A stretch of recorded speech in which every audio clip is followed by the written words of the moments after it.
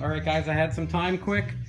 Got my Summit stuff in the mail, which was, my fittings were really rotted, so I actually just bought the eBay Summit, fittings, because on this rear feed on a 4L80E, I think I said this in the build video, you need a special tube that goes in the back of that fitting that's like this long. Otherwise, you'll burn up your trans. Otherwise, I just screw in some cheap hydraulic fittings, but ironically, those fittings are just as cheap as cheap hydraulic fittings, so it's worthwhile getting them.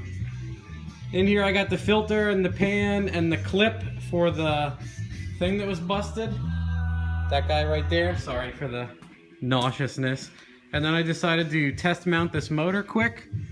Slam this pig right in here. Really no fitment issues other than when the motor is tilted really far back, the intake hits, so I hammered the piss out of everything quick just to make sure that clears so I don't have to worry about it. And the motor mounts are doing pretty good before I shaved them over here on the other side. Everything else is fitting really awesome. I crawled underneath, tons of room for the oil pan and everything else. It looks like everything is going to be fine. I mean, they did come with V8s in some of these, so no surprise. The other tip I got was you can hook up these power steering lines to this pump. If you just bend them around and screw them in, a lot of the times you get lucky, it'll screw right into this pump, so I'm gonna do that. I'm gonna try. It looks like, here's what's really funny, these stock, believe it or not, I mean, people that follow Chevy stuff know that they went return fuel. I mean, in 03, a lot of stuff was returnless. Not a feed in the return line at all.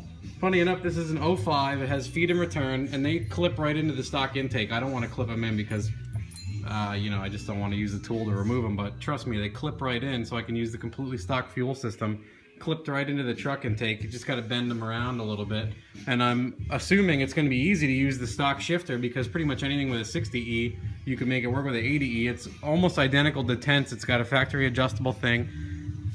Other than that, everything else seems like it's going to go pretty quick. So what I will do next is pull it out. Since everything seems to fit, I got to trim this one motor mount a tiny bit. I got to cut the lip off of the top of the receiving part, and then pull the stock converter, put the other converter in, bolt the 4L80E to this guy, and then try to drop it all in at once. Corey says, the other guy, Corey Johnson, built a turbo kit.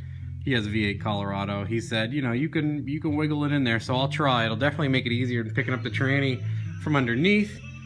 And then a 60E is not much longer, so there's the stock mount, so you just got to build a little tail shaft.